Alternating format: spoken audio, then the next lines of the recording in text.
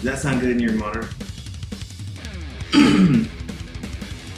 Cool. Well, I guess we're going. Hey. So, cheers to you, brother. So let me. The Jack and Coke. Smoking Jack and Coke. Holy shit. I told you it's a little bit strong. You were not fucking around. It's like the one that Lemmy had made for me. And I can tell you that story later. Lemmy had you made a drink for you? I've had Jack with Lemmy twice. Wow. Both stories are pretty funny. In the afterlife. So, what we're listening to is High Wall Crucifix's song that was never released. And that is okay. I miss Chris Alanis. Chris Anals. Yes, Annalise. Who told you that? No, I said Alanis. I know, but who said Annalise? You just did. No, I didn't. Yes, you did. No, I didn't. I got it recorded, motherfucker. Sorry, Chris. That's what it sounded like you said. All right, enough of Chris. We know. We know you're good, Chris. I was in a band with him once. Really? Did he ever spit in your face on stage? No, we only played one show. His mother had a tribute show in New Zealand. That motherfucker didn't tell me about that. Or maybe he did and I just ignored him. Was this... We booked What it year 3 was days, it? like 30 years ago. We booked it 3 days before. We did one rehearsal with colleagues. And it was just the three of us. Wow. The best thing about that night, Yeah. no pictures, no video ever showed up. People were having such a good time. Really? Not one fucking picture. I find that insane. Why wouldn't that be documented? I'm okay with it because, you know, that was like that was the newest version I'd ever done of that band. Did you ever see Kotwitz's he had that band with the keyboard player from The Faces. And Kotwitz called me up one day and he's like, or I think he texted me and he says, he's like, hey man, so I got a bit, you like Rod Stewart in The Faces, right? And I was like, yes, I do. And he's like, well, you'll never believe that I'm somehow he's connected or friends with Ian McClagan? Ian something? Man, I'm Something terrible. like that. I know you're talking. I met the guy once. I'm such a not knower of names. I think I know too many people, and not too many names. It's like it's all filled up, you know, my name catalog. But anyways, yeah, he goes, he's like, yeah, I'm doing a cover tribute band, Faces tribute band, and we need a name. So you're always coming up with these names on Facebook. Is there got any names? And I was like, Stewart's Rod. He goes, and I don't know if they ever did it called Rod, the kid, you know, Rod Stewart. Yeah. I was like, Stewart's Rod. No, that's awesome. That's what it is. But I don't know if he ever actually did it. No, I saw the Aerosmith tribute that he did with McMaster. De Niro Smith. What? Like Robert De Niro Smith. McMaster sang for that? They did. McMaster's got a crazy fucking, he's a freak of nature, man. It's retarded. How could he like, My love sing. oh yeah, we're talking about metalheads. No, they were pretty good. I saw 2 of the shows. I think they only played maybe 5. I saw McMaster's Elton John tribute too. I don't want to miss a thing. Did he do that? They did not do that song. I think they only stuck to like They the just first did the 4 albums. 70s. Yeah, okay. The Elton John tribute that made my ass cry. Fucking love Elton John. The Elton John tribute. It was nuts. Who did that one? Did McMaster did? McMaster and a bunch of dudes that worked at the rock school. Wow. It was phenomenal. Piano player nailed it. McMaster on like an acoustic electric thing. McMaster gave me some really cool vocal. He's like, you know what you want to do when you go, you know, like warm up routines. He like taught me a bunch of stuff, and it's very involved, dude. That guy's like really super athletic with his vocal delivery. He takes it really seriously, obviously, because that guy's kind of been everywhere and done everything. That's how he makes his living. Yeah, but man, it's like it's not unusual for him to do like a good half hour vocal warm up just before he even gets to the stage. Yep. He'll just be sitting around. He told me all about it. And then some of the ones he told me, I kind of felt silly doing because you're supposed to go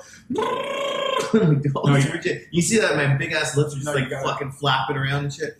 I don't dig that, bro. I feel like because my lips are so big, you tie them in a knot, they're like flapping, dude.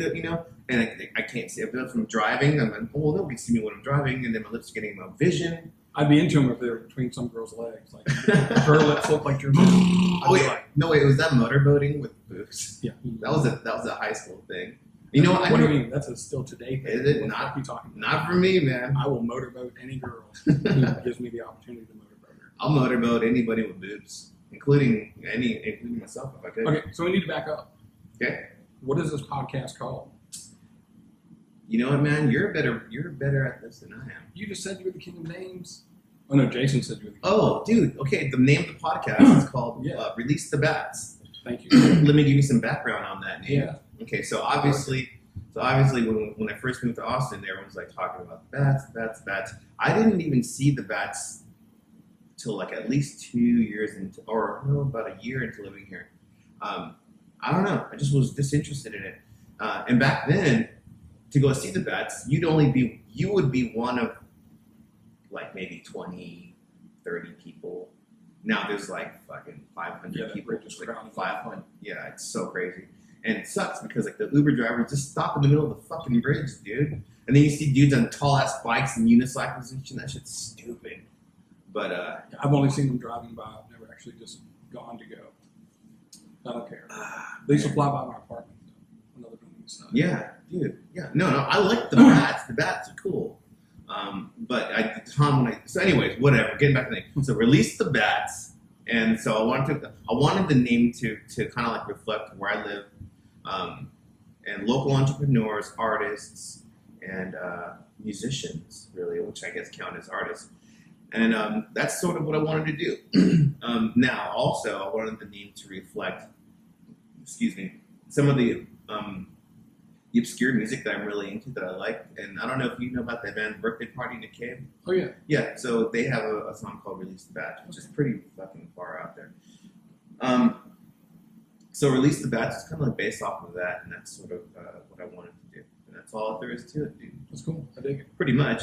And we need like a proper intro here for a second. Yeah, we kind of just started off with fucking talking. Well, that's what I would do. I mean, but that's how we are anytime we see each other. Yeah, it's just yapping. Yeah, we had a big old yap session last week, didn't we? We did. Dude, I was teetering on getting a buzz, so I had to get out of there at that point. Yeah, I got that. Yeah, but the food there was insane. Also, those pork sliders.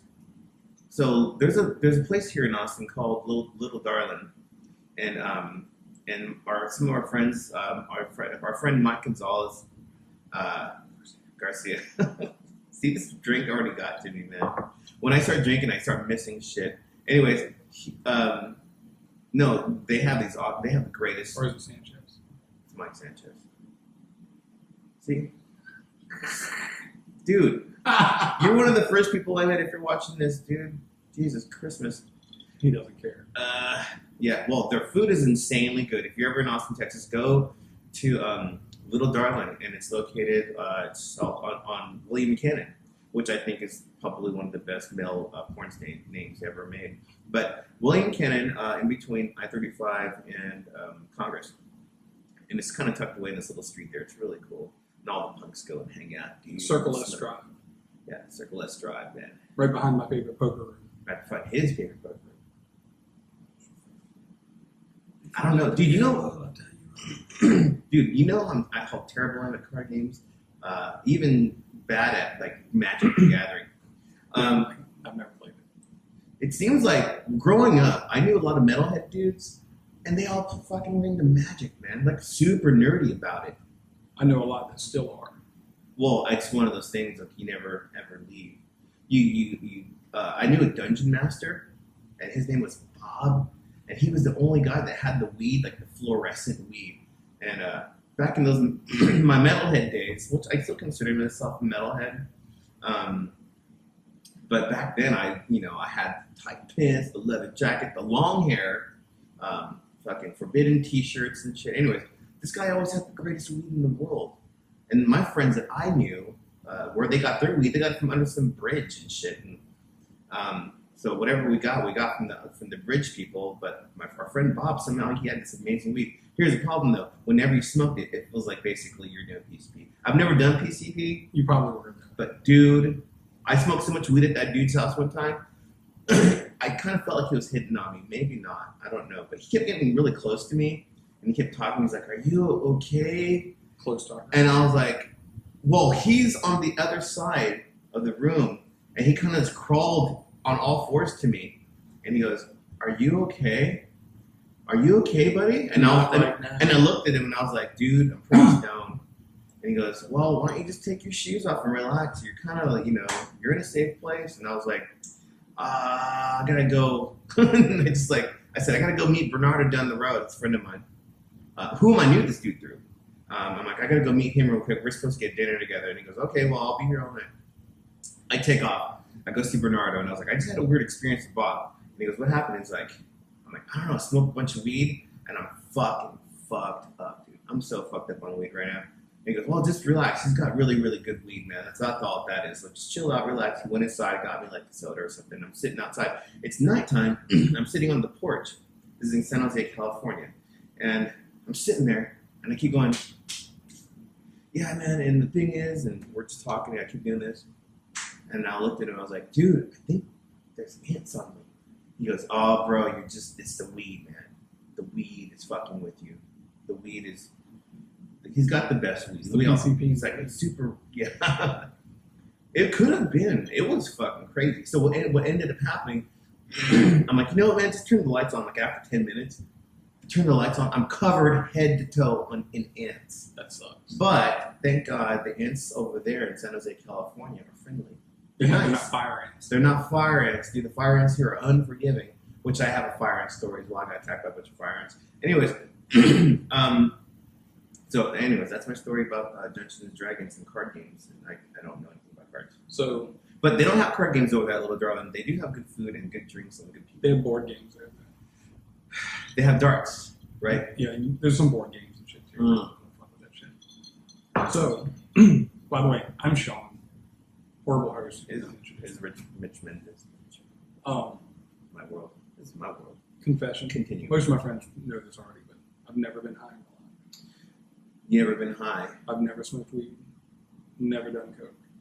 Good. Have you ever broken your ankle? Never broken a bone. Have you ever had surgery? I've had procedures. Have you ever had a tooth pulled? Yes. They gave you drugs. Well, you were high, dude. Well, you were high. I'm talking about recreation. I've never done drugs. Now, to be honest, when they give you that first, dude. No, when I was getting my back tattooed, I had some Percocets left over that I used. I mean, dude, I've never done weed or coke. When I got my most of my friends don't believe I've done weed. When I did my chest, and I took some pain meds I had from my both. I had all 4 wisdom teeth pulled. I took like 2 of them, and then I went to go. Dude, it did me shit. I was sitting there like I was like a jello dude on that table. This was fucking torture. Yeah, that was torture. It was like living torture. It was like my tattoo artist was a fucking Cenobite from Hellraiser. Dude. He's like, "Hello, have you been here before?" And he's carving over it. And then that's what it feels like too. Dude, and then when he goes down, he would do this thing where he'd be like, zzz, zzz, zzz. I'm like, why are you doing? Why do you really have to do that? He's just cultivating some meat in there. He's like, I don't know. He looks too comfortable right now. Just, you can hear like the engine like bottoming. He's pressing so hard down. They love watching us wince in pain. Then they go, "You okay?" Yeah, you look kind of white. Do you need some water? And you're like, "No, man, I'm good. I'm good. It's okay." So Sean and I go back about what now? 9, 10 years. I've been here since 2000. I got here in 06, and I met you pretty much right after that. Right around then, yeah. Red River. It was your birthday, and then this one time, and I ran inside, and I gave you this like old school metal magazine that I had found at this old record shop. Yeah, I gave you a couple metal magazines. I remember, and that was at room 710. Yep. Yeah, and then after we became friends on Facebook, and I didn't like Facebook, and I think I unfriended you. Then we became friends again, And I didn't realize on Facebook that a lot of people, that was like the thing. I was like, oh, okay, I get it now. This is something big. I didn't know Facebook was like that. So after that, then I started following you, and then I started noticing you were like flying all over the world and shit, going to these really cool metal festivals. I've always considered myself a metal dude. I grew up playing metal. The first band and the first musical memory I have is of Black Sabbath, specifically Electric Funeral. My dad would always play that album Paranoid, and Electric Funeral was my favorite. And I remember just wanting to hear Electric Funeral over and over again. I just love the very end where he goes, Electric Funeral, Electric. Right, with that vocal fry. Yeah, and so one, I think it was like in my teens. I asked my mom. I was like, hey, remember when I used to sing that Black Sabbath song? And my mom goes, there's no way you can remember that. And I was like, no, I remember. No, you don't forget musical memory. She goes, you were like 2 years old. And I was like, I was 2 years old? She goes, yeah, you loved that album. I hated it. Your dad loved it. He bought you 8-track. He had bought me 2 8-tracks, and my mom threw them away because she thought I was going to go to hell or something. Which may or may not be true. But that remains, that's not matter. But, so I've always considered myself a metal dude. I got into punk when I was about 12, 13 or something like that. And then from then on, it was like a combination of punk and metal. And I can't really remember when I stopped. I still listen to metal shit. I love Creator. All the new Creator stuff I think is really cool. I forgot what that guy's name. Sosa? In what? Exodus. Oh, yeah. He came back to sing for Exodus, and I listened to all the... Yeah, it said Sousa. And, and I still listen to Exodus, and I'll always go back and listen to old Sacred Reich and Forbidden. All that Bear. Yeah, I just love that shit. That's shit. Defiance. Yeah. That shit was I identified myself with that.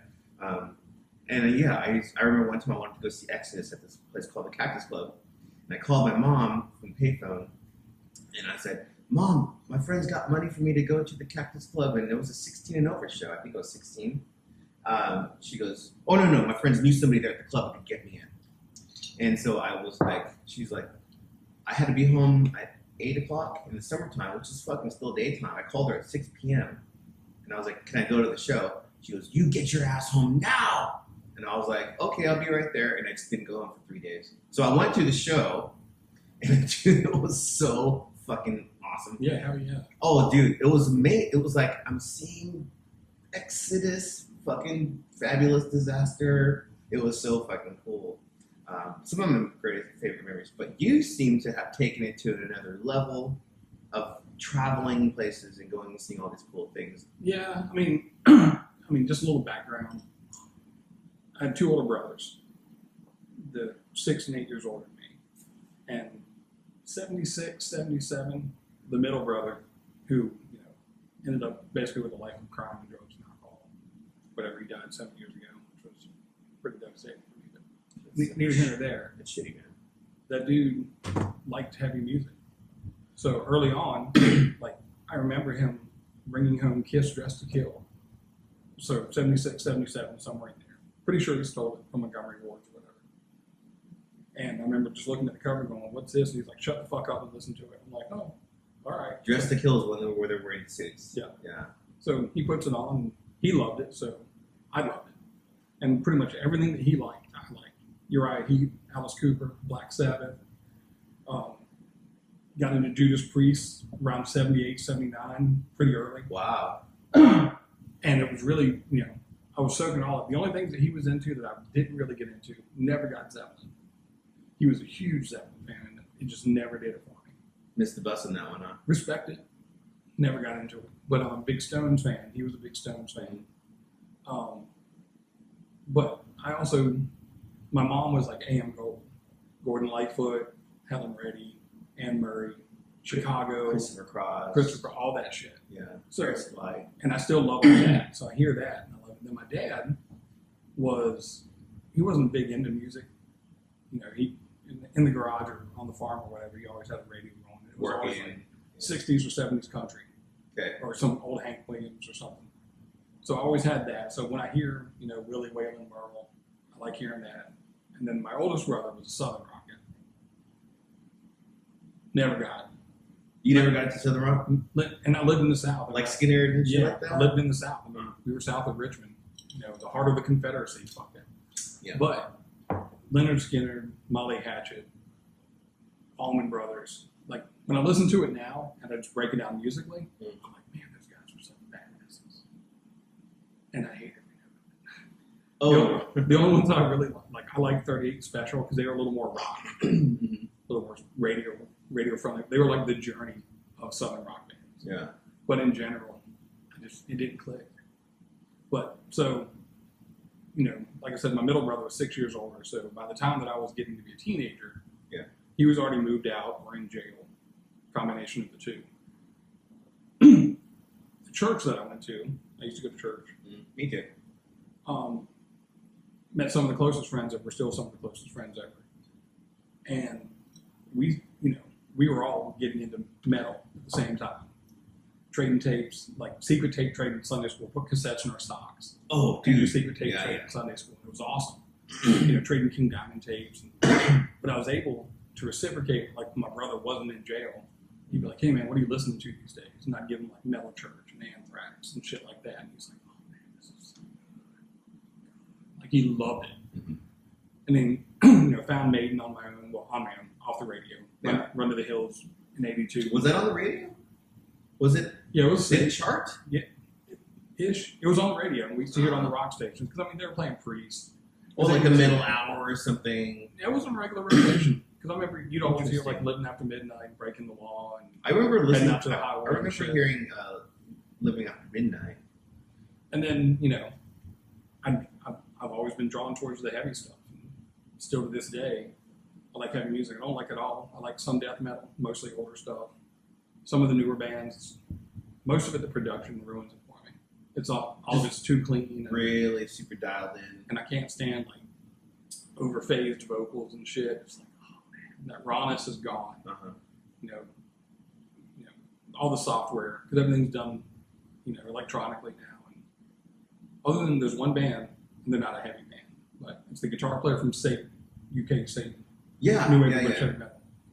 Russ Tibbins has a band called Tanith. Tanith? Tanith. Okay. So it's him, his girlfriend who lives in New York City. He still lives in Newcastle. Yeah. And the rest of the band lives in New York. The drummer lived here for a long time. I didn't know that. Everything they record is completely analog. And it like Russ hates it that he actually has to release it digitally online. Oh, Like I see. it's like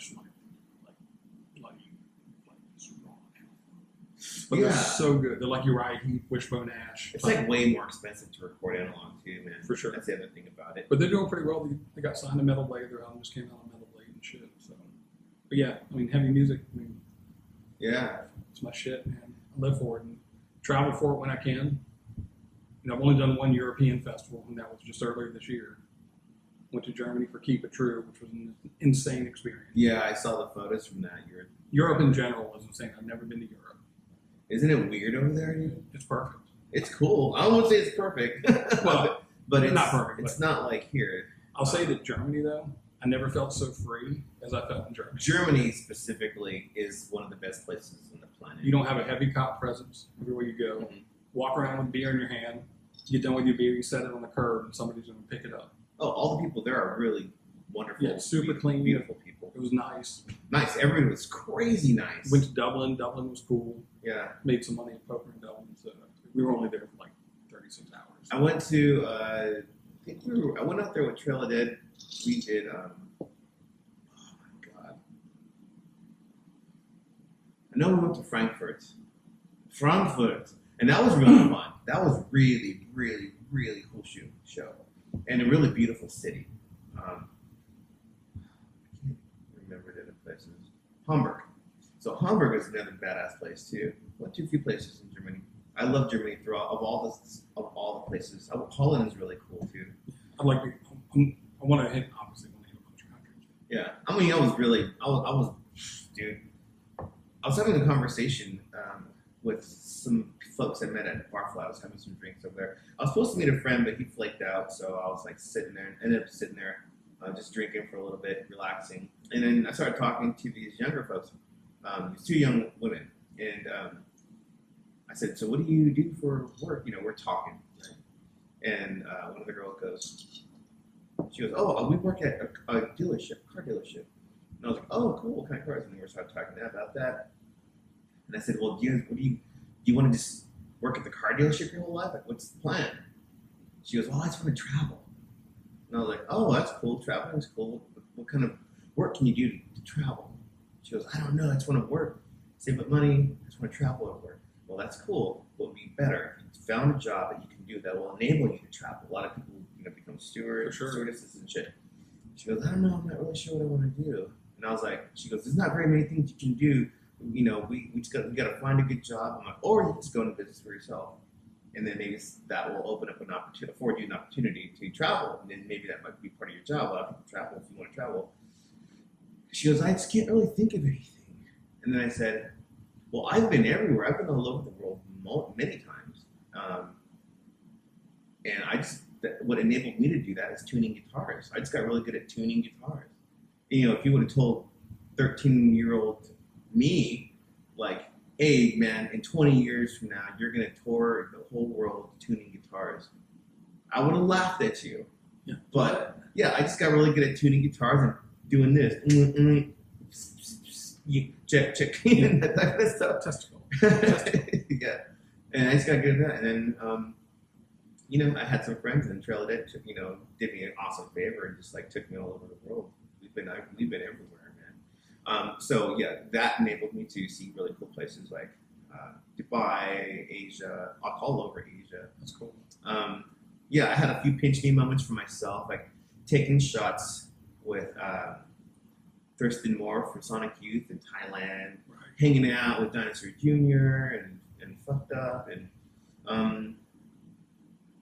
doing shows with the Breeders and shit in Chicago, just crazy stuff. So, and then tuning guitars got me that gig with Slayer. I did worked for Slayer for 5 days.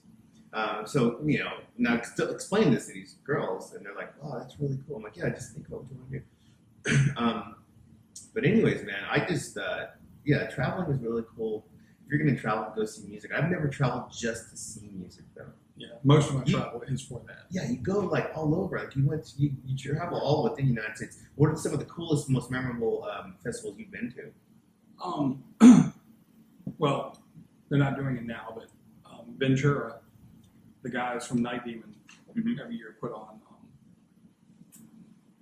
Frost and Fire Fest, named after the first year of Uncle album. So that was fun. It started out as a 1 day, then it became a 2 day, then it became like a Friday, Saturday, and then Sunday brunch show kind of thing. Mm-hmm. They did 4 of them, I guess, and awesome. Every year you make a bunch of friends, then you go somewhere else to see a show. Yeah, they're all there. Played Ragnarok with my previous band in Chicago. That was a fun fest. That's a cool name. getting to essentially share a venue, not necessarily the stage, but the small stage, but with Grim Reaper. Wow. And then before when we're all loading in, and I see Steve Grimmett walk up, and I'm just like, listening to you since I was a little kid. He's like, "Oh yeah, most people have." He goes, "I was a little kid then too," and just super sweet guy. And you meet all these old people that are in these bands, and they're all just fucking awesome. Yeah. Some of my favorites, and with one of my friends that I grew up with, he lives in Raleigh now. Yeah. Will, his wife's really cool about letting him just take off and go to shows. So one of the first shows that we traveled to, we went to Loudness in North Carolina. And it was right before the drummer died. So I got to see them with the original drummer. The Japanese band. Yeah. Loudness. Then a year or two later, it was right after I moved here. So it was early 2007. We went to up to DC to go see this old British thrash band called Sabbath, which has Andy Sneap, the producer. Sabbath? Yeah. I've seen that name. Yeah. I always see that. There's a Japanese one that the Japanese one's famous. Oh, okay. These guys weren't as famous, but I like their stuff. Okay. The singer ended up being in Skyclad. But Sabbath had Andy Sneap, who's in Judas Priest right now. He took over for KK Downing? No, for what's his face? Well, I know Ian Gillan's still there. No, not Ian Gillan. That's Deep Purple. Oh, that's right. Sorry. What's his name? I can't Ian Smith? No, I can't believe I can't remember his fucking name. Glenn Tipton. Oh, Glenn Tipton's no longer in Judas Priest. Oh, because he had. Yeah, he's got Parkinson's. Yeah. Wow, shitty, So, right? so this guy's like basically the Glenn Tipton, and he's doing a fine job. I mean, there's only one Glenn Tipton, there's only one KK Downing. The two replacements are doing the best they can. Did you ever get KK Downing's cologne? No. This is called Metal from Metal, Ed. yeah. What do you think it smells like? It smells like festivals, right? Probably does smell like that. But I've gone to Mexico for shows twice. I'm going again in September to see Maiden. But I went down for King Diamond to see the whole Abigail thing. Wow, that's really cool. Because I missed all the Texas, because they canceled the Texas ones. Were you the one that put the video of a couple of the songs and that showed the stage and him coming out? Like, it was really elaborate.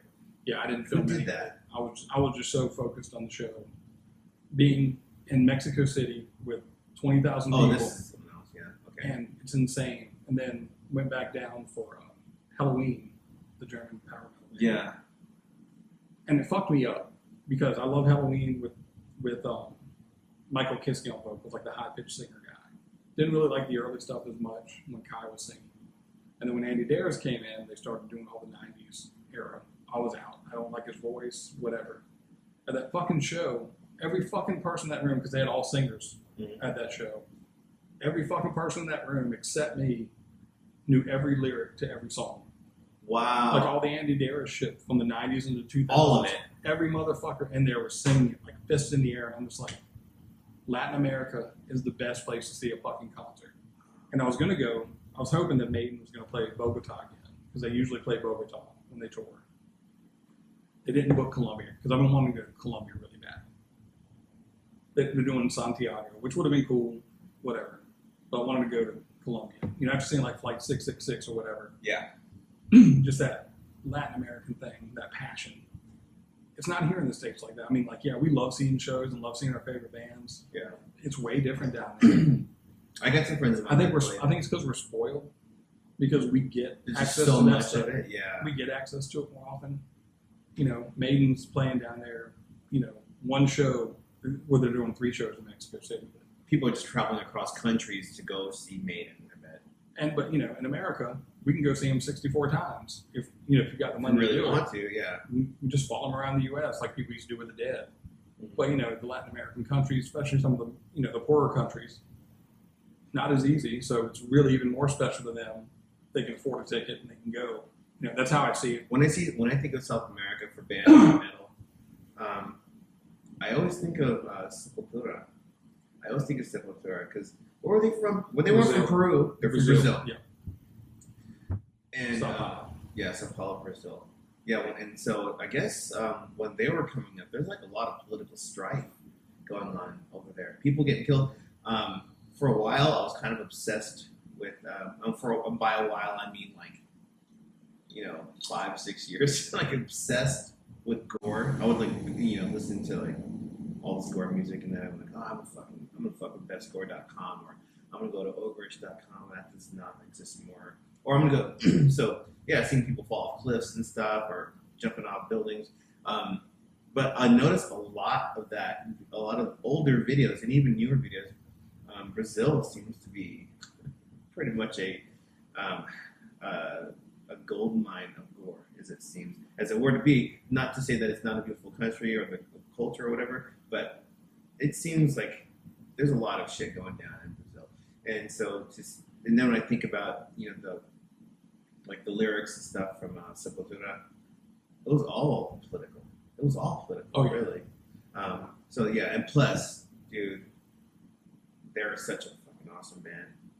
And I used to get them confused with Pantera. Can you dig that? Yeah. Did you ever get into Pantera? Do you want to hear my whole Pantera rant? You might want to finish your thought. Okay. Well, I like Sepultura at the end. Let's take a break. Let's take a break real quick. Yeah. Because we can refresh my fill. drink. Yeah, let's refresh the drinks. Hang on for a second. Then at this point, we would just put on some music or something. There's also the Motorhead tribute album that I did. If you ever want to put any of that on your bumper music. Will we get any shit for it?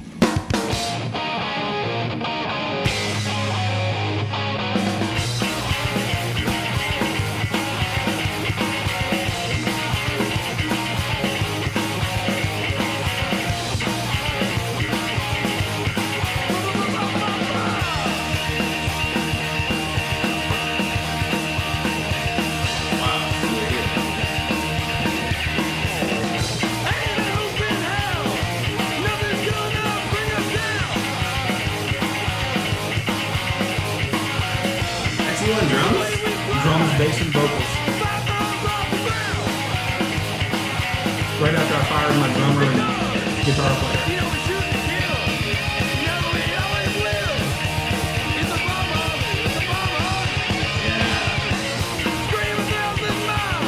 One take on the drums.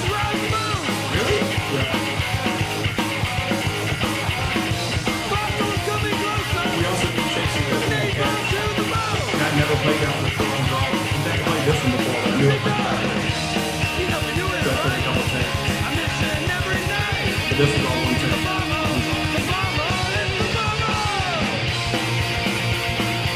My best friend Daniel on the guitar. Right on, man. Is this your YouTube channel? Yes.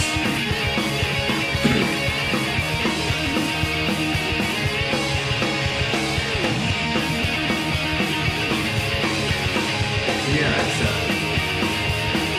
Acacia 70. Coming to Acacia. They set my online distro called Acacia Music.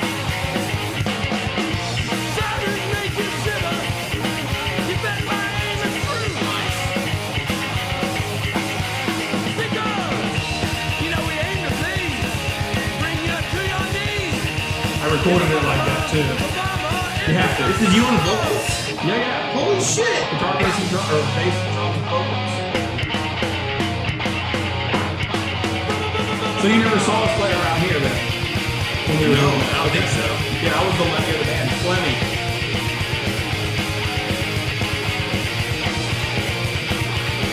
I haven't heard this.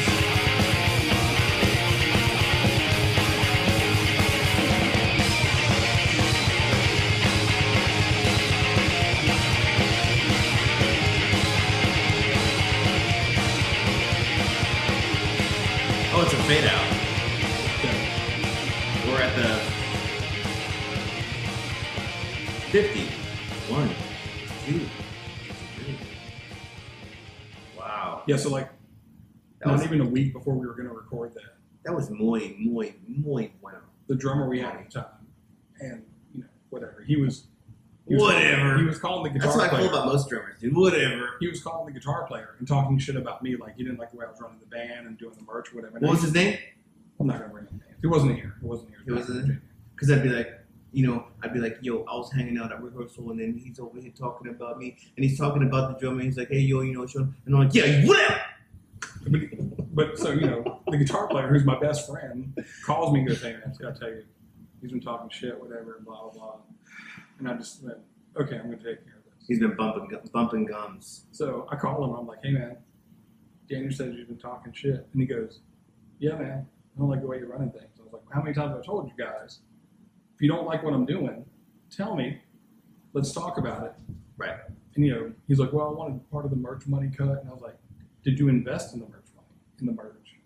Well, no, you were investing all that. And I was like, then I profit off all that. But I was using all that money to go back in the band. None of it went to my pocket. It was to buy more of the merch, gear for the band. Like I bought a full stack for the guitar player, put all, So I'm just like, you know what, man?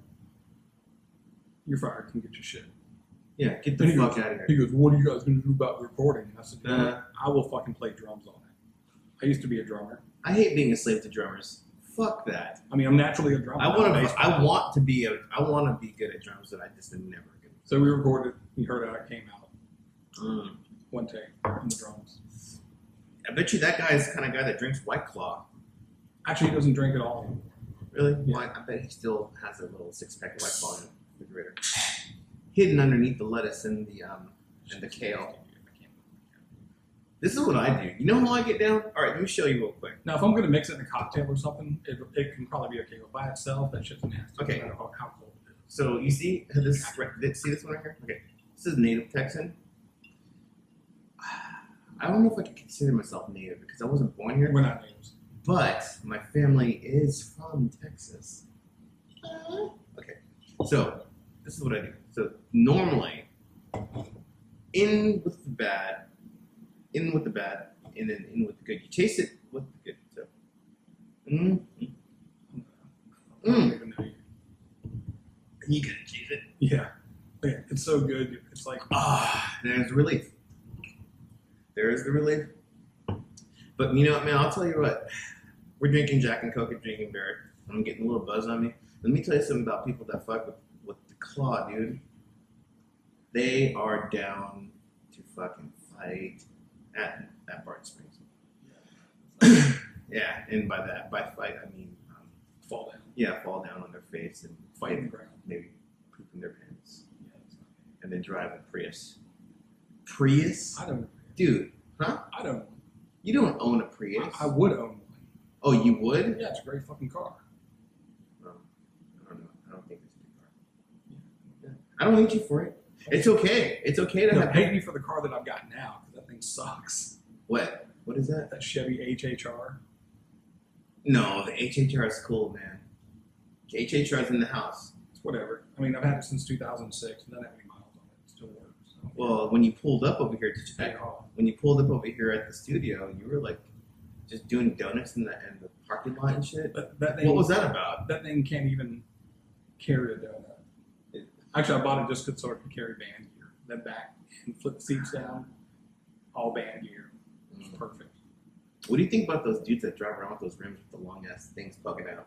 Do it, man. As long as you're not fucking with anybody else, do it the fuck you want. That shit looks dangerous. It is, but I love it just because they own it, man. You're fucking owning that shit.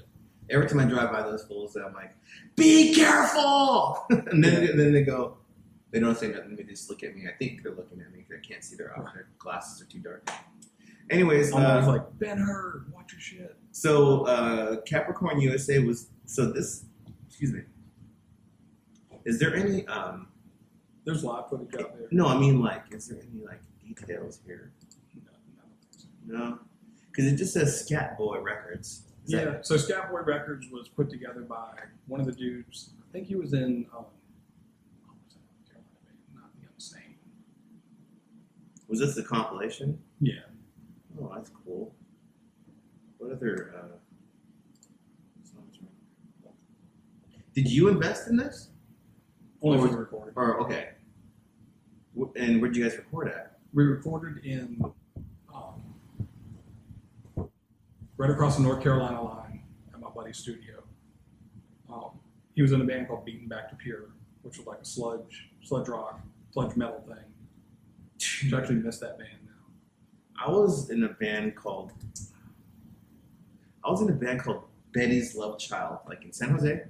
And even though I hated that album, the title of that band, but the drummer came up with the name. And his name is Jeff.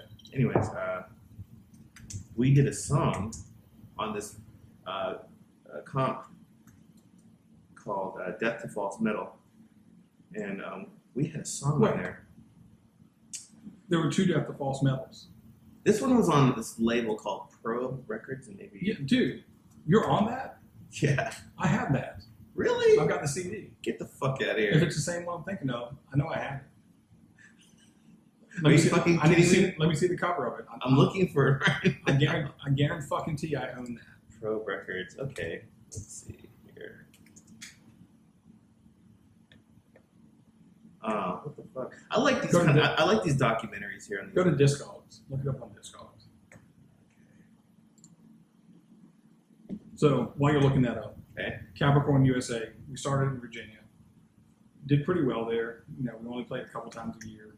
Actually got asked to replace Motorhead one time. What? So we were the only USA tribute band listed on the Motorhead site for years. Yeah.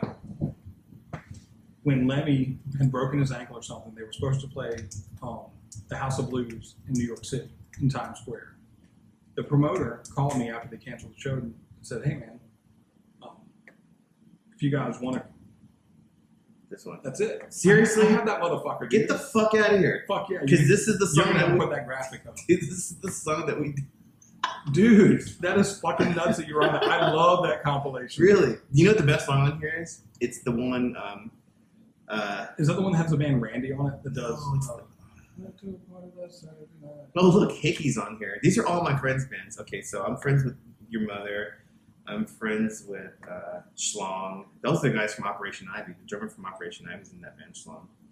There's me. Oh, my friend Corrupted Peasant Farmers did Motor Breath, and my friend Rob is the singer for that band. Oh yeah, the Randy, the Kiss Me Deadly. Wow, the fuck emos are on here. Randy, the Kiss Me Deadly. Because those dudes were like from Sweden. Or whatever. Yeah, and I couldn't get a job. no, he goes. And I didn't got laid. I didn't got laid. I got in a fight. Dude, fuck yeah, you're on that compilation. I love that, dude. I want to hear this now. Wait, is it gonna have a thing here? It looks like it. Sometimes there's a link to the songs, but there's a whole bunch of troopers here. But, well, whatever. Okay, so I know exactly. That's dude, small world. Interesting. So we got asked to play that show, and he was just like, I just want you to do like 8 songs. He goes, we're gonna have like an 80s cover band or 80s metal band tribute thing to open up. He goes, I just want Motorhead fans to have something. So I'm like, yeah, let me get back in touch with you. I'll let you know by tomorrow. So I call the rest of the band, and I'm like, hey guys, we got offered this. So they're offering us $500 total. So like we can rent a van, drive up, get a hotel. They're gonna feed us. We can play the show, stay in our hotel, and then be home by Sunday afternoon. Because New York City was only about 7 hours away from where we were. Wow. We could just drive straight up the coast and get there in about 7 hours.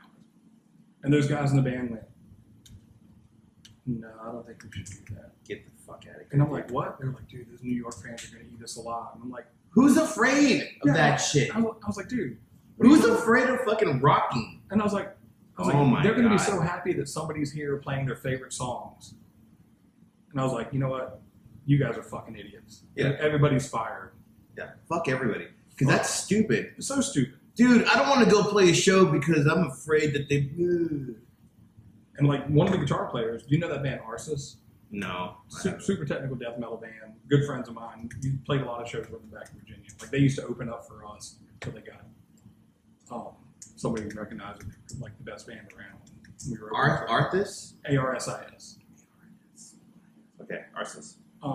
Just super like later Death, the band Death, when they got super technical, it's along those lines. Like Gene Hoglan era. Wow.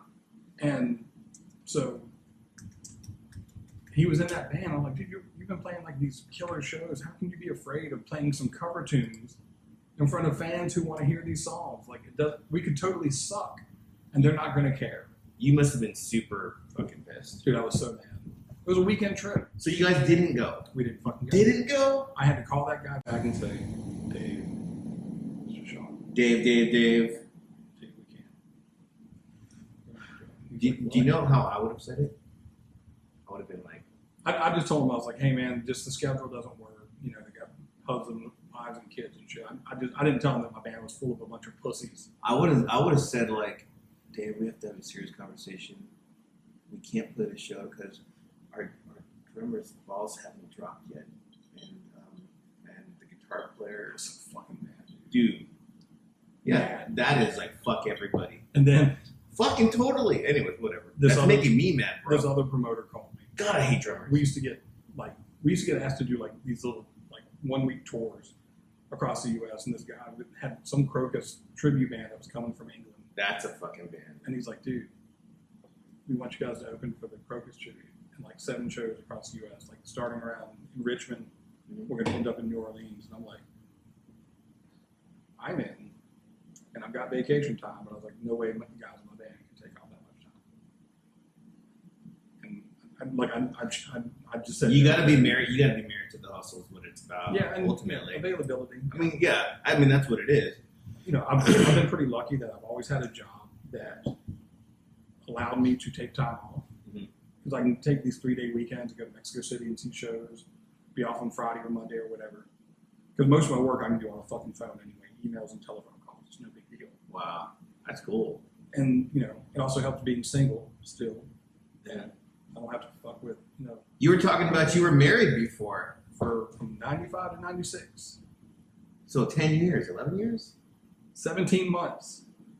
Oh, 95 to 96. Oh, 96, okay. Yeah, no, it was just I was just, we were just too young and whatever, broke. 96? We split up in 96. Well, that was a really terrible year also because fucking Clinton was in office. Yeah, it was really terrible. I'm kidding. We're not talking about politics. I'm a native Texan. like my gun. I'm not. I think my family. Virginian. Oh, what was I going to tell you, man? Fuck. You weren't going to tell me shit. No, I was. I was. Sorry. No. Okay, so yes. Fuck. No. Well, that's debatable. Okay, we're not there yet. I know when I've had enough. I know when we've had enough. Did I tell you about the UFOs I saw? Yeah, I saw the pictures. Dude. Okay, they look a lot crazier in real life. Yeah, I mean, they were unidentified. Well, they were. So here's the thing. In the video, I took, when I was looking at 3 things that were like in a perfect triangle, in the further off distance, there was 2 more, like one here, one here. So this is a triangle. And anyways, so I'm sitting there recording it, and while I'm recording it, it's moving, and I'm thinking, are those drones? Those could be drones. Right. But then the more I looked at it, and then there was like that light lamp thing that was like kind of gave me a reference of distance and how far it was. And dude, that thing was really high up in the sky. It was high up in the sky. And I remember thinking, well, there's no way drones can go that high. And then they just started moving. And then the ones way in the back started moving with them. And they were moving together. I just thought that dude told you to clean your windshield. Which dude? I think it was Aaron Black. Oh, Aaron. He's like, come on, he's dude. like, come on, dude, clean your windshield. Okay. That was pretty fucking funny. All right, so let me tell you about Aaron real quick. Okay. Aaron doesn't believe in UFOs. Did you know that Aaron's Jewish? Dude, he's God's chosen people. So they cannot believe in UFOs. Yeah, I don't believe there's a God. I believe there's a God. I don't think that there's a Jesus or Muhammad. I've seen ghosts. As a kid, I believed it. I've seen ghosts. But the last 20, 25 years, I changed. Have you ever seen a ghost? I think I've seen things that I think could have been ghosts. I don't know if they were or not. I've seen things that it's undeniable, pretty much. And I'm not really a bullshitter, man. I've seen some I've seen like shit move by itself and whatever. And I don't try to explain it because I don't really care enough about it. I do know enough that there's something else beyond this. I know for a fucking fact. But I feel like religion is just like the middleman. Here's the thing. So I don't subscribe to any religion. But let me go ahead and tell you something. So while we're talking about music and religion, so I think it was in 2008, 2007, I started listening to a band called Norma Jean. Mm-hmm. And they had this one album that came out, and it was called, I forgot. Maybe it might even be self-titled. But whatever. Anyways. And I love that album. And I told some friends of mine, some metalhead friends here in Austin. I'm like, dude, have you listened to Norma Jean? That's some fucking badass shit. They're like, oh, dude, you mean that Christian metal? And I'm like, yeah? What? And they're like, it's fucking Christian, dude. Listen to. I'm like, oh, what do you listen to? Do you listen to Satan, dude? You listen to Satan music? Satan's music? Is that what it's about? They're like, well, I'm like, do you believe in Satan, man? You worship Satan? And he's like, no, that shit's stupid. I'm like, all right, well, what the fuck is the difference? Right. Exactly. You're singing about God, you're singing about Satan. To me, it's like LARPing all over, it's the same shit. Anyways, when I was a kid, my mom was a hardcore Christian. And I saw a lot of hypocrisy in my house. But my mom made me throw away all my metal shirts and everything, which is kind of like when you were telling me earlier about putting the metal tapes in your socks and sharing them with your homies at the, at church or whatever. I remember I used to have to hide my metal shirts outside the house and then on the way to school put them on so I can go to school wearing a Maiden shirt or wearing a Scorpion shirt or something like that because my mother wouldn't have it. At one point, I did kind of bend a knee and like, all right, I'm not going to listen to Sabbath anymore. But I still had the craving for metal. My uncle had given me this book called, and you can still find it, it's called Dancing with Demons by Dr. James Dobson. Oh, yeah. I met James Dobson. Really? Okay. Well, that religious dude. Where'd you meet him at? Exactly where he is. Where'd you meet him at? Metal show? No, yeah, pretty much. No, he was doing like a church tour. Okay. Well, came through. Doors were open. I had to be there. my uncle had given me this book, and it had a picture of Penn and it's a picture of Penn, and you know he's like half goat or whatever it is, and he's like playing the big pan flute, and then there's like a guitar, or there was a guitar with the pan flute on it, or something like that, and then like all these metalheads are just like walking into this lake of fire, and the metalheads are like that big and Pan's like that big, and he's just like on the cover, which I thought was awesome. I was like, dude. And then so in the book they just talk about how Run DMC did this, and that means they're going to hell, and it's a pretty entertaining book. It's all just propaganda, but they did talk about Stryper. My first metal show. Dude, get the fuck out of here. Okay. 1985. I became a giant Stryper fan because of that book, and I remember telling my mom, and I had to let her look at the lyrics to like get the cosign.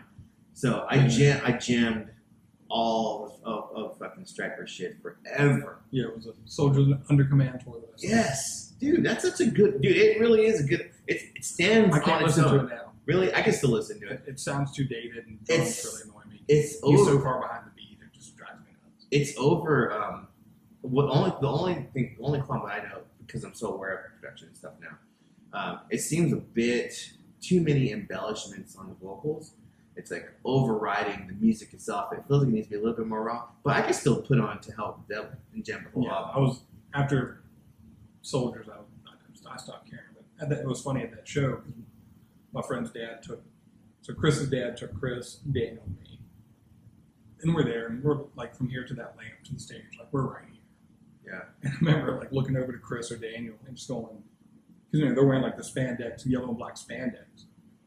And, spandex. You went to the show. We were there. That's fucking awesome. And I remember looking at Chris going, or Daniel, whoever, whichever, probably both of them, said, "Man, do you think Jesus is cool with that huge package in my face?" That, man, maybe it's just would have been cool with that. I met them a couple years ago when they played San Antonio. Total dicks. Really? Oh, they were total. Like I paid for the meet and greet to get them to sign the book. And they're just like, oh, yeah, letter, dude. Well, cool, nice book.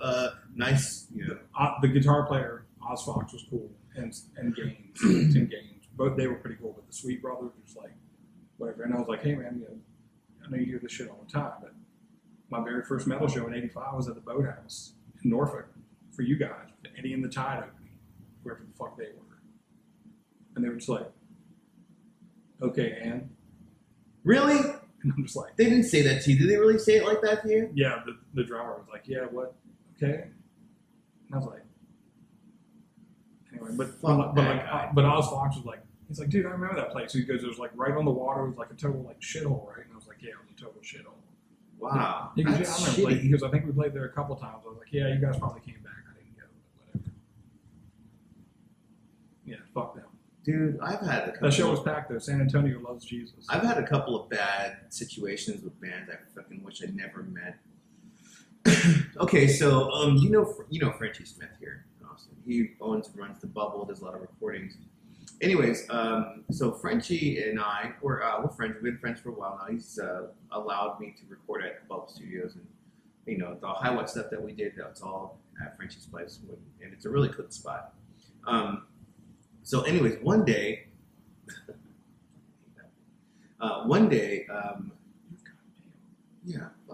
internet. So one day we get this message from our friend. His name is Jason Bunce, and he's their chief producer there.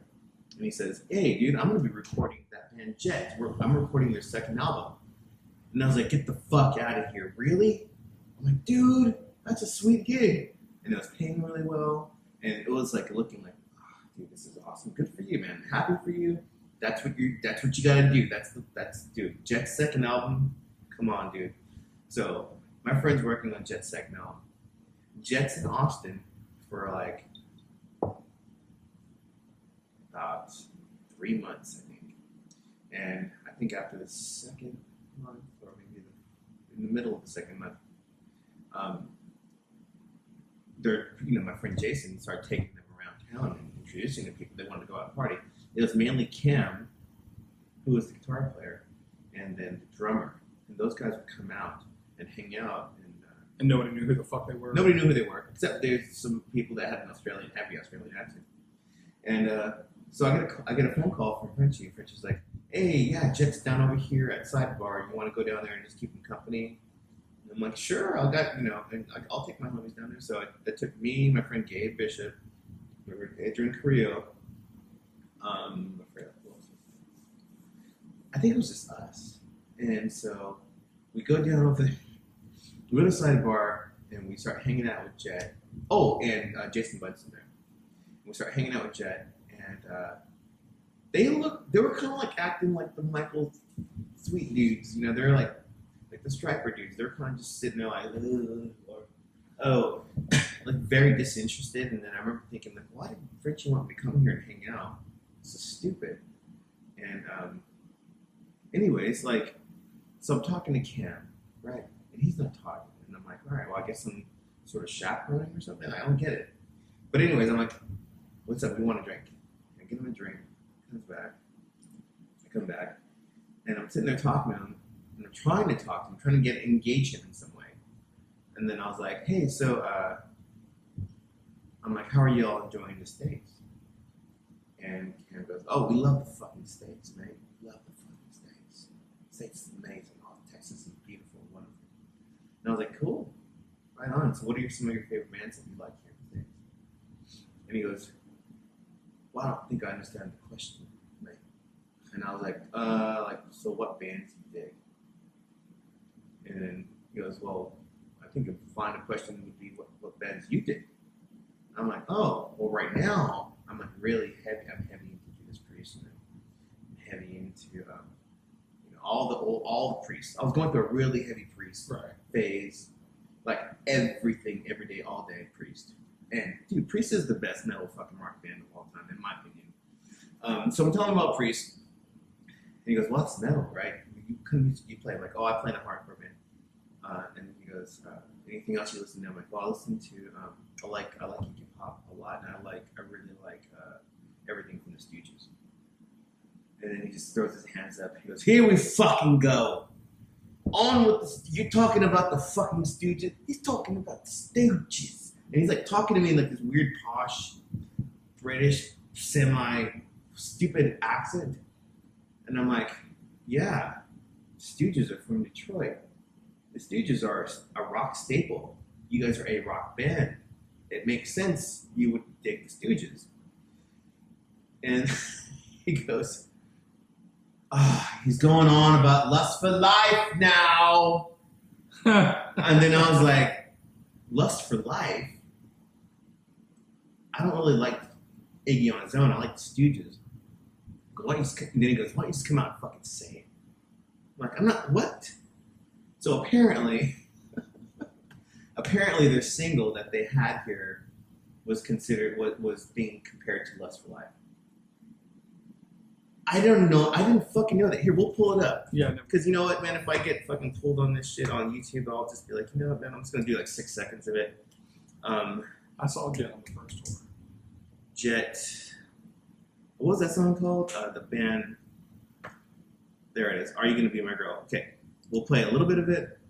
And it's probably going to have some stupid fucking advertisement here. And we'll just go ahead and we'll mute that. It's a little cute white kid. Oh. No such thing. Of course it's cute white kids. Or are you talking about this kids? Alright, here we go.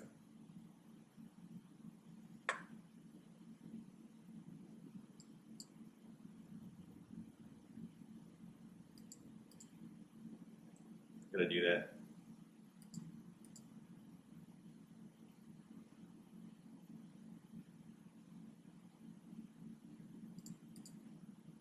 It's Cam.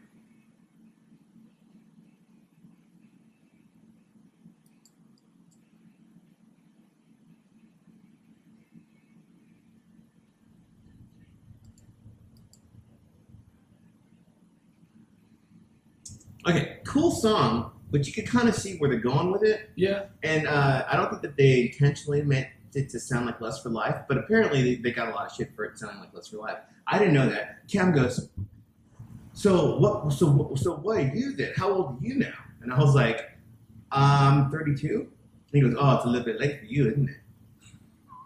And then I go, what? I'm gonna go, what? He goes, that's a little bit late for you, isn't it?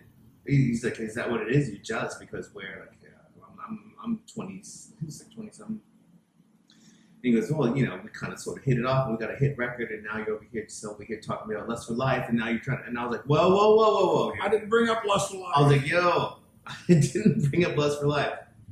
So anyways, he fucking stands up and he gets in my face. I stand up and I'm like, look at my friend Jason. I was like, dude, get your fucking boy out of my face. What the fuck is your problem? So basically, me and Cam from Jet started we got each other's face. And then here comes a guitar player trying to like, hey, everybody, let's all just be cool. By that time, my band had already been saying, let's get the fuck out of here. Fuck these guys. They'd been saying that already for like a good 10 minutes. So when that guitar player rolled up, Adrian and Gabe just jumped up and they're just like, hey, calm your fucking ass. Like, they got in his face and then everybody started moving around. And then all of a sudden, I call up Frenchie and I was like, dude, your boys are in trouble over here, man. They're talking a lot of shit and now they pissed off my band. We're going to leave. I'm going to leave. I don't know if my band's going to leave. So, and then Frenchie's like, I got a fucking gun. I'm going to come down there. I'm going to fuck shit up. I'm like, all right, well, whatever you're going to do. I'll be gone. But I'm leaving. Just letting you know. So next thing you know, the sidebar, this is like on a Tuesday. Like there's nobody there. Right. So sidebar is just like, everybody got to get out except for these guys. I don't know if Frenchie called them or something.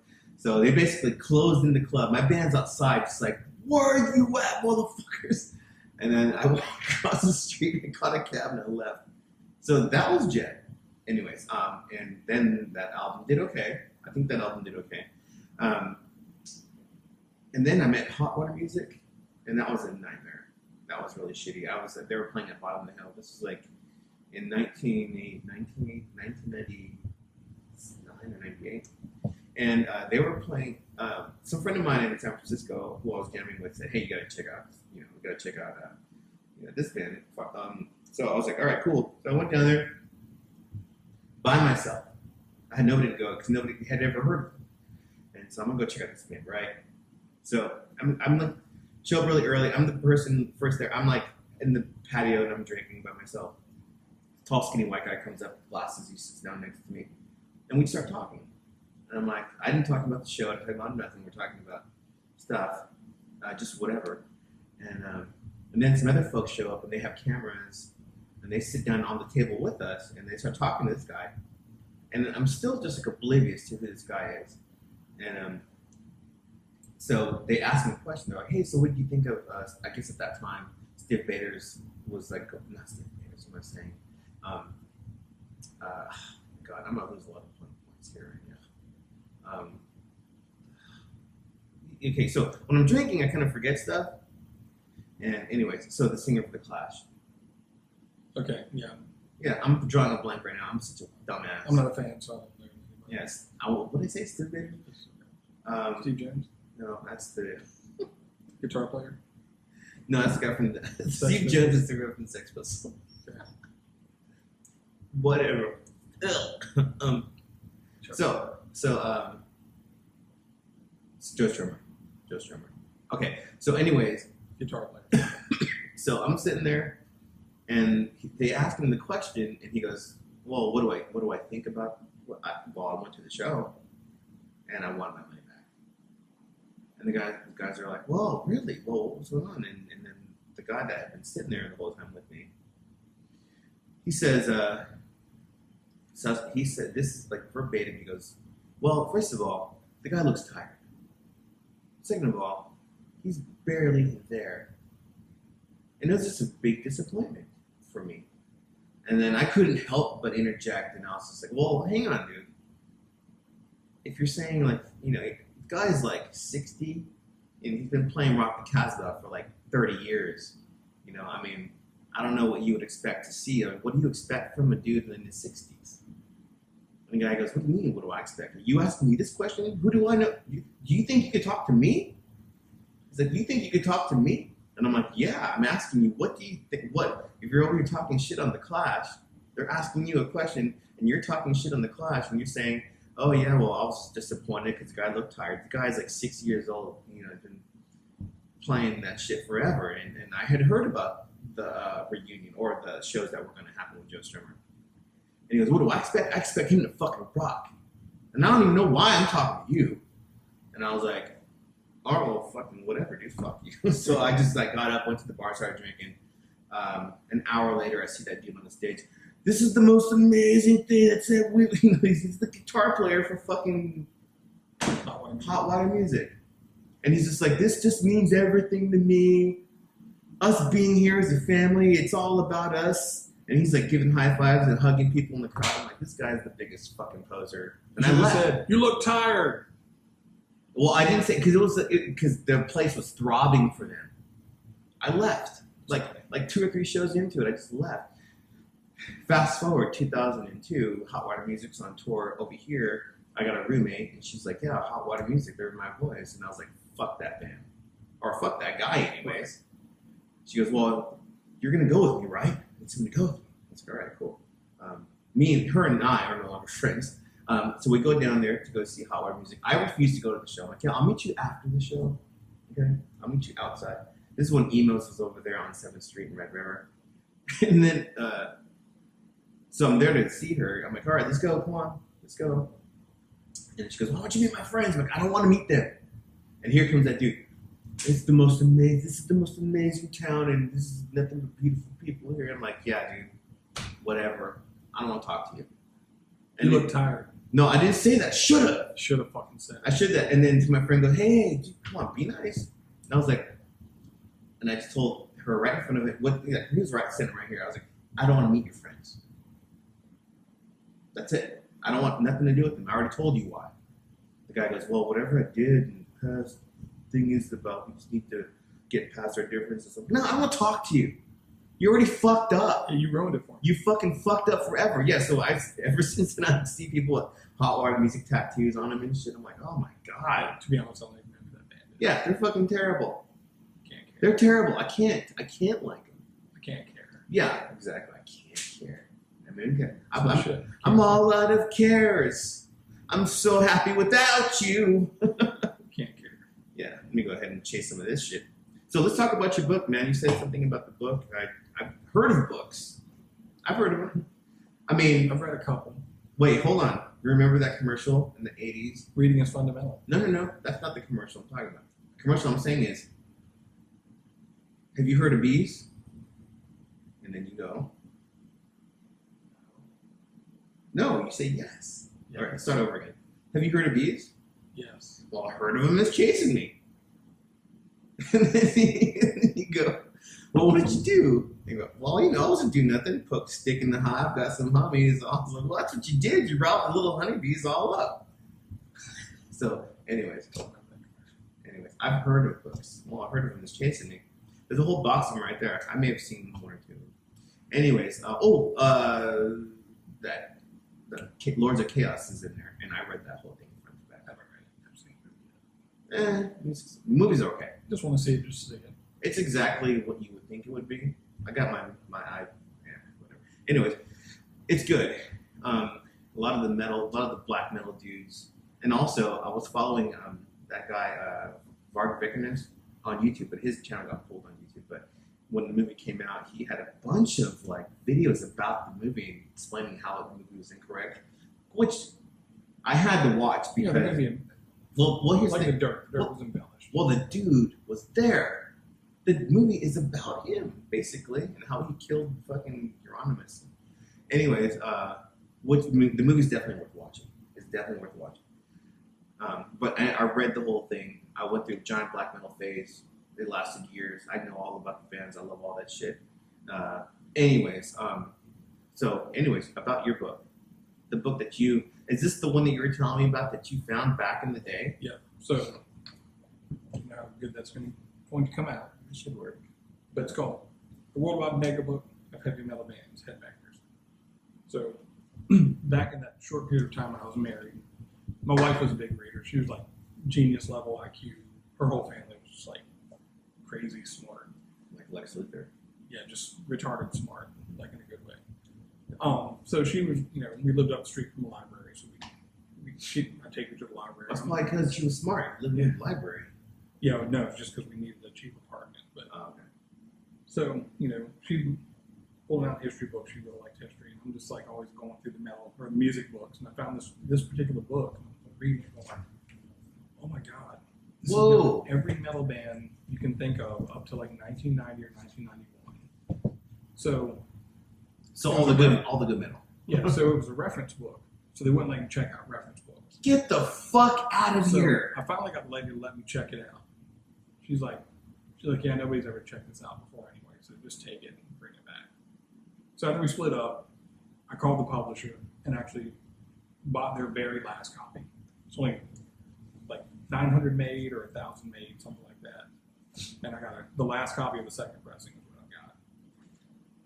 So I just use it as a reference guide and just for years, just like, oh man, you know, I learned a lot about who was, because it cross references like members.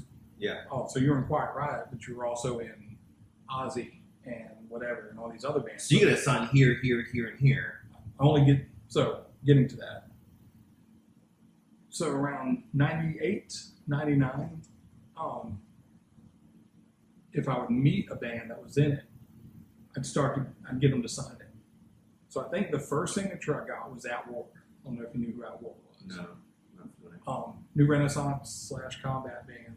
I mean, but I listened to a lot of compilations back in the day. I never knew who were on that. Probably I'm familiar. So they were local guys. So I knew them already. So I was like, hey, Paul, why don't you sign this? And he was like, oh, yeah, man, I'll sign it, whatever. So Paul's autograph, in there somewhere, there. Paul and Sean Helsel. I think those were the first autographs I got. Wow. And then I meet, you know, other bands. I got Megadeth was on one of their Gigantors. And I need that, dude. They did a celebrity baseball game, or not celebrity, but a crew versus band softball game before their show. Which one was this? Gigantor 04, 05. Wait, which band's that? Megadeth. Oh. So you could get into the game for free if you brought like a bag of groceries or whatever, some cans. So I brought that's cool. emptied out my pantry, brought a bunch of shit that's probably expired. Went, and there was like 8 of us there. So I go, and after they were done, you could meet, you know, Dave was just like, he invited everybody who was in the stands just to come out on the field and hang out. And if you had shit to get signed, he'd sign it. Met Dave Mustaine, had him sign the book. Then Ellison, I had him sign it a couple years ago, his book, signing at Book People. Yeah. Oh. I'll sign your book. Yeah, he was actually super sweet when I met him. I believe it, yeah. I met him some other times though, and he's been kind of a dick. You know, like everybody. Like His hair's falling out. I was backstage with Foreigner, fake Foreigner, a couple years ago. What? There's no such thing as a fake foreigner? There's no original members in the band now. Oh. Okay. So it's a singer for Hurricane that's with him, and Jeff Pilson from Dokken. So I went basically to get them to sign, because they're in Hero, of course. Yeah. As I'm backstage waiting for them, Joey Kramer from Aerosmith walks by me. And they gave me special, like, because you weren't supposed to get like shit signed. And I'm like, no, I'm getting my shit signed. Yeah. This is I paid for this meet and greet. It's going down. And nobody said we couldn't bring shit. I'm getting shit signed. This is going down like the Catalina wine mixer. And like when I showed this to like the tour manager, she was like, oh, she goes, I get it. She goes, stand over to the side. So I'm just hanging out, letting everybody get their shit, pictures or whatever. Joey Kramer walks by. I know he's kind of short. I'm just like, hey Joey, what's up? Like I'm freaking the fuck out because that dude is like one of the most badass drummers ever. But you're freaking out because he's so short. No, I'm freaking out because Joey Kramer is standing in front of me. So Oh, I'm okay. like, hey Joey, would you sign this? And he goes, oh, what do you got? So I show him the book, and he goes, metal book. Why are we in that? And I was like, I don't know, Cheap Trick's in here too. So why are we in that? to Sean from Joey Kramer. Wow, that is really fucking cool, man. Speaking of Cheap Trick,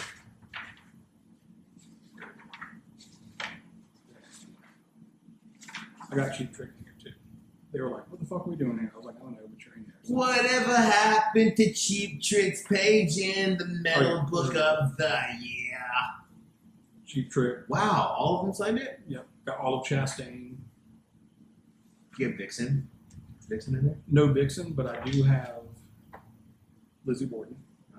But with the dead guitar player, he's in there. I got a bunch of dead people in here, which sucks. Isn't that a trip? Yeah.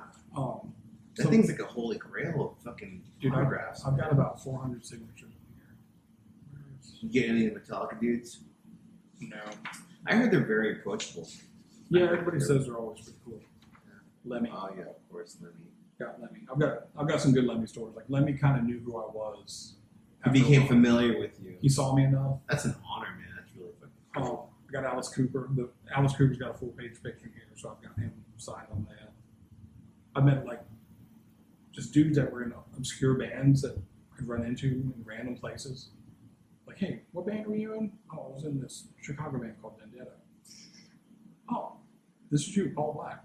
Yeah, man, what the fuck? It's amazing that you know all of these fucking bands. I mean, I know you're dropping all these band names. And I know this book like the back of my hand. This book has educated me so much because we didn't have the internet, until 15 years ago, really. So a lot of the shit I had to learn through this. Mm-hmm. But my Lemmy story was got to study about the Jack and Coke thing, about how strong they were. The first time, this was like 2000 when Motorhead's on tour with Super Suckers. That makes sense. Super Suckers and what was that name? Speed Dealer. REO Speed Dealer. I played a show with REO Speed Dealer when they were called REO Speed Dealer.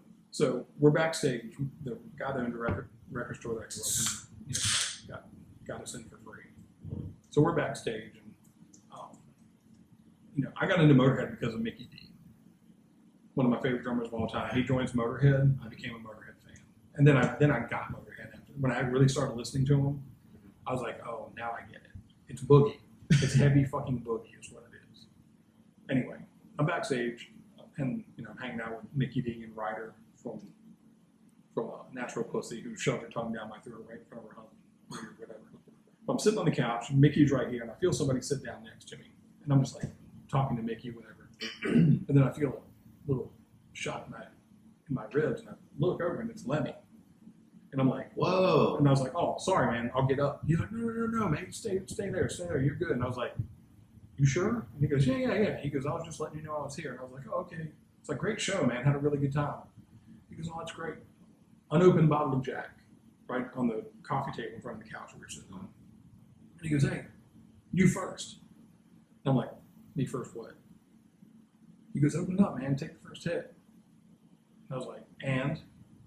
He goes, no, let's go. Just like, no chaser, just like that. And I just said, Lemmy, I was like, I'm not going toe to toe with you. I'm a big pussy when it comes to that. Well, same. And I'm like, Lemmy, I'm not going toe to toe with you on a bottle of Jack. He goes, oh, come on, don't be a pussy. And I'm like, oh, yes, sir. So I grab it and I open it, pop the cap, and I hit it, like take a pretty good swig. I hadn't eaten all day, so that first swig automatically straight to the brain. I hand it to him. That's how you do it, man. He takes a hit off of it, and I may have taken 3 pulls off that thing, and I finally just handed him the bottle, and I'm already getting kind of drunk, and I'm like, "You're right, Lemmy. I'm a pussy, man. You win. I can't." And he's like, "Man," he goes, "I didn't really expect you to do it." And I was like, "Oh." And he's like, "But you did great, mate." And he's like patting me on the back.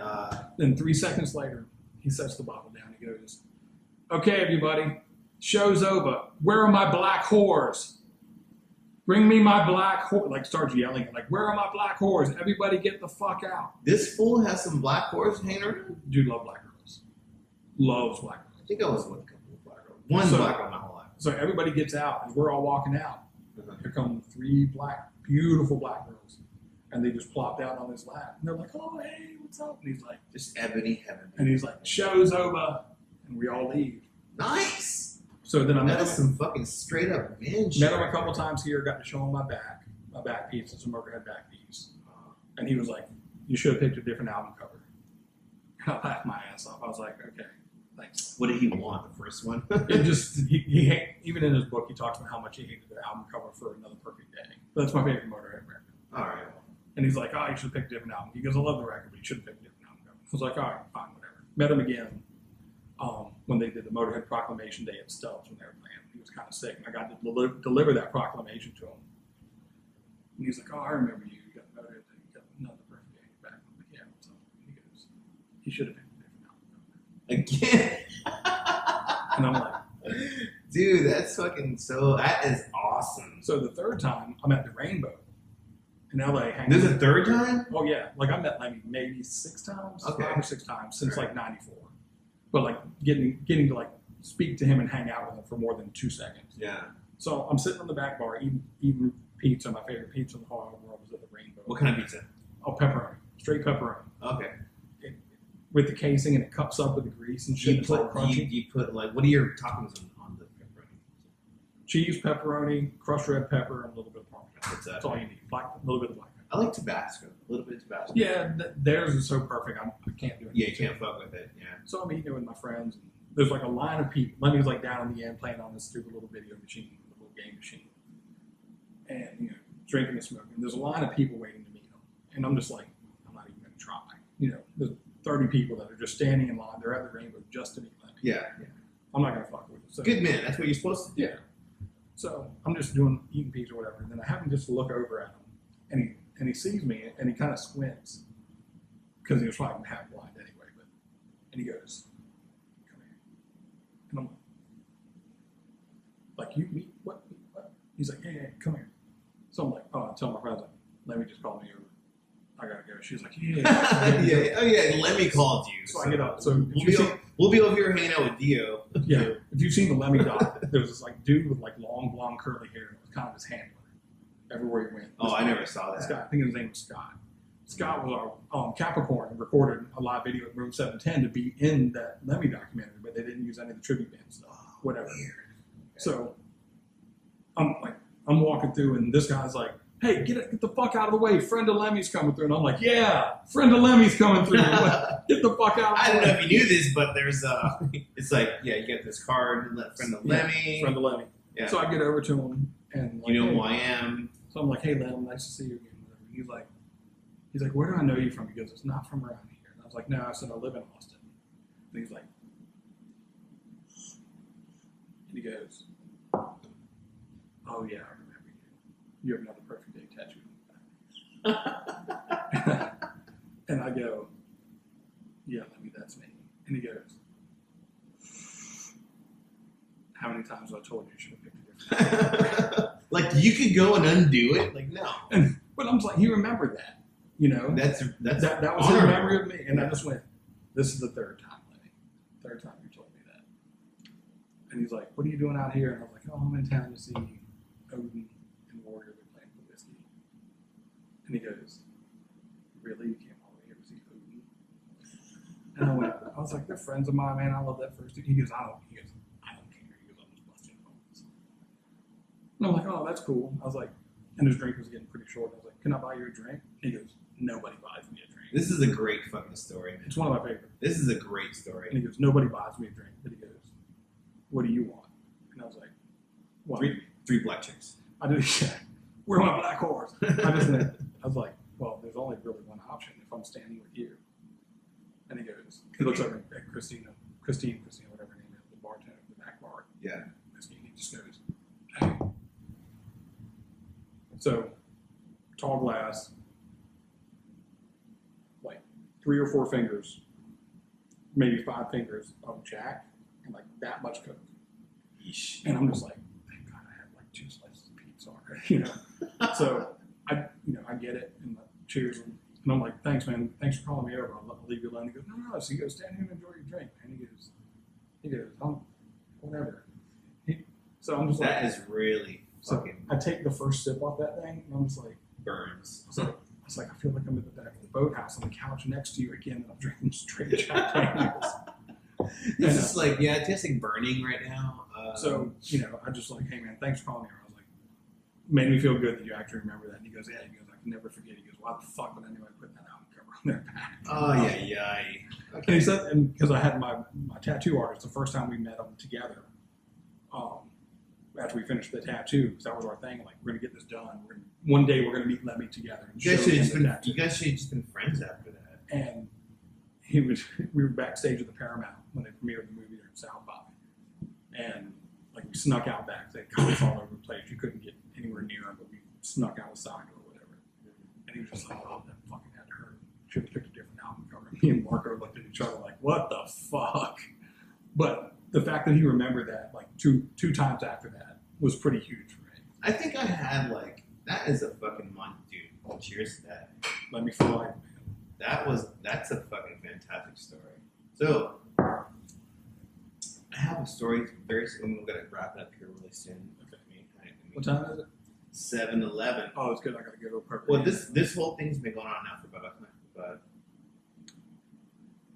hour and 20 minutes. Wow. It was pretty good. But this is fun. Yeah, no, we. I love this. We need to do it again. Yeah, I love this. We want to be a regular on your show. There's so much more to talk about. We're in the universe, and we're fucking with the claw. You're fucking with the claw. I'm trying to get this claw cosign. So let me just go ahead and. I don't know. I know I'm not endorsed by the claw, but I want to just. I'm not talking about Jim Clay carrying the claw. So here is the claw, and this one right here is hard seltzer. This is black cherry. It's 5%. It's basically malt liquor. So this is how we do it. We go like this. So here goes the claw first, okay? I'd rather drink my own pee. And then we gotta chase it with the native Texan. I prefer to drink my own pee. And then we're back to normal. You gotta get past it, man. Can't do You know. it. Well, there's a lot of things that are missing in my masculinity life. I'm trying to sort of. I've missed. Okay. That's not helping. Well, okay. Here is how. All right. Well, hey, have you been down to fucking? I have seen some dudes. And, whatever I do to up my masculinity game, I need to fire a gun. I'm firing a gun soon. First time? First time. Oh shit! I'll take you to a gun range. Thank you. Do you have guns? I got a pistol. I got a 9mm, Beretta 9mm. I got a friend of mine that wants to sell me a gun. I'm very interested. I'm like a crazy gun guy, but I'm not either. I've owned them since I was 9 years old. I'm sort of apprehensive because I've never done it. Of course, and that's good. It's good that you're apprehensive about it. You should be. Yeah, that's something to be considered. It's like, give me a gun. It's like, no, I'm not like, I don't want to, but I know I should. Because, Yeah, they're not a fucking toy. Well, I have a fucking family to protect. Right. Anyways, so what we're saying, we're going into. Was I telling this story? You were getting ready to tell me a story after I talked about that. I have a similar story. Then you went to White Claw and fucked your shit up. Maybe White Claw is not a good idea. Next time. Oh, this is what it is. Okay. Not as monumental as Lemmy, because Lemmy is. Okay, so here's the world. Lemmy is. Here's the world. And then here's Michael Jordan. And then there's Lemmy right here. And you reached up and gave him a high five. And that's very cool. So I hugged him. So you've hugged him? I hugged him. He seems like a huggable dude. He wasn't that into it. For a British dude, he seems like huggable. Not to say that I haven't hugged British people. I have. He lived in LA most of the life. Well, let's put it this way. Every British person I've ever hugged seemed very unite. Yeah, kind of like wanted to get away from me. And I don't know. Well, maybe I'm just really good looking. They don't want. Maybe I was tempting them, or maybe I just shouldn't be hugging random dudes. I'm not hugging them face to face. It's usually a side hug, but maybe they can feel my junk on them. I don't know. Yeah, you gotta be careful with the Me Too hugs. Yeah, exactly. Oh my God, we're not talking about that. No. All right, so we're talking. Okay, so we need to do this again. All right, so here's what happened. This is gonna be really quick. So Jawbreaker is a band. Jawbreaker. Okay, so I've seen Jawbreaker in California probably 8 or 9 times. I want to say, I know 8 times for sure. 9 times before they had broken up. I want to say 8 for sure. Anyways, so after Jawbreaker broke up, they had a band, or Blake Schwarzenbach created a band called Jets to Brazil. Oh, I didn't know the same guy. Yeah. So I listened to Jets Brazil. I love that band. I went to go see Jets Brazil. But whenever I went to go see Jawbreaker or Jets Brazil, I'd always make a point to say, "Hey, what's up, Blake? Good to meet you. Can't wait for your show. All right, I'll see you later." That was it. I did that so many times. And when I moved to Austin, I didn't know anybody. I had no friends. I was just a dude just driving around on my bike in the Greenbelt. And I would go to Savers, and I know it wasn't really cool to, but I had no money, so I had to go steal clothes and sell them at Buffalo Exchange and get money to go get groceries and whatever I needed to do before I had a job. And I only think I did that for about 3 months. But within that 3 months, Jets of Brazil was playing at Emo's, and I was like, I'm going to this show. So I went out, collected some cans, I stole some vintage clothes from Savers, got enough money to go to the gig. I had no friends, I had nobody to call, but hey, let's go to, Right. I'm from California, 2000. I get to the gig. I go, I get two. I drank like a 6-pack in an alley before I walked in. That's just how we did it back then. And I go and I get like a beer at the bar, and I just take a seat near the pinball machines on the inside stage area. And then out of nowhere, here comes Blake walking up. And he sees me, and he goes, "Holy shit, dude! What are you doing here?" And I'm like, "I moved here. Because Austin is a beautiful place. This is where you want to be. This is where you belong." He's like, "What are you doing, man? I'm like, "I'm here to see you, dude." And he goes, "All right, well, let's get a beer." So we went and got a beer and hung out. And I didn't know anybody, but everybody at Emo's, Hushang, all those dudes, it was there, everybody was there. Mike Sanchez was there. Everybody was there. Handsome Joel, and they all saw me hanging out with Blake. And Blake's like, "All right, well, I gotta go do the show." And he left to go do the show. And then some people came up to me and go, "Oh my God, how do you know Blake?" And I'm like, "Well, I'm from California." "Holy shit, thanks." And then I met Craig Moore and everybody. And then I ran it. It was just, I didn't know anybody. It was a watershed moment. Huh? It was like a watershed moment. Like that kind of, them seeing you with him automatically bookmarked you. It changed my life. I went from having no friends to, "Oh, hey, what's up, man? Let's hang out. What's your name?" And dude, I made friends with everybody after that.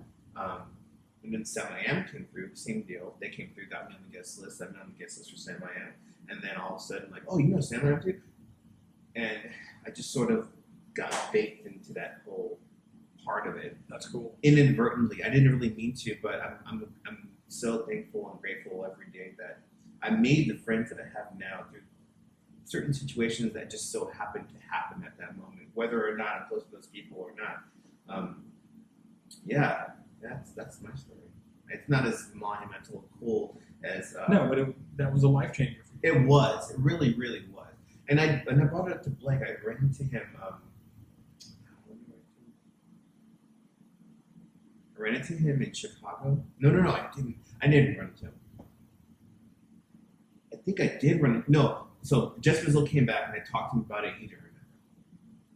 That was at Emo's when they came back again for the second album or the third album.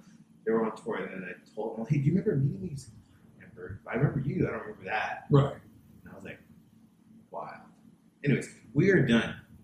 But hey, if you want to go see this dude's band, I don't know if you have a band right now. I haven't had a band in over 3 years. This guy is a great bass player, he's a great guitar player, and a great drummer. I'm not a guitar player. Oh, he's a great guitar player. He plays guitar like he's running, Like he's 3 years old. like he's running a brothel. Play guitar like I'm 3 years old. Like, let's do. People have made millions off of this. Yeah, not maybe. Anyways, let's play this. Thanks for having me. Does this work? I could make it work. Appreciate, I can't. appreciate you having me. I want to come back. All right, you want to do it again? Yes, let's make it a regular thing. I'd like to, because There's so much more to talk about. I'm also doing. I've got stories. I've got, like with this and just bands. Can I hold it? Yes. Am I worthy? Are all, Is it going to be like keep it away from all drinks. like Mjolnir? It's going to be like Mjolnir, where I'm not even worthy to hold it. Oh, it's like kung fu. Like I went to Cincinnati to go see one of the bands that was in there, CJSS, Dave Chastain, and the bass player grabs it and he goes to show his wife, and like he turns away from me with the book and starts walking away.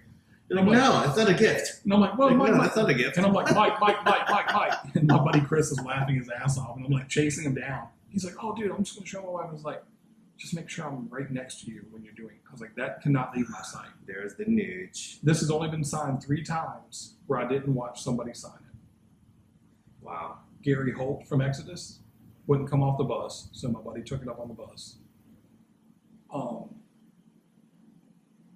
Dan Spitz from Anthrax, when he played the 6 people in Pflugerville, wouldn't come out and hang out with everybody, so the bass player took it on there, got it signed. And Lizzie Borden's drummer wouldn't come hang out.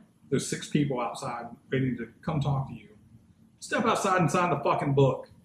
Whatever.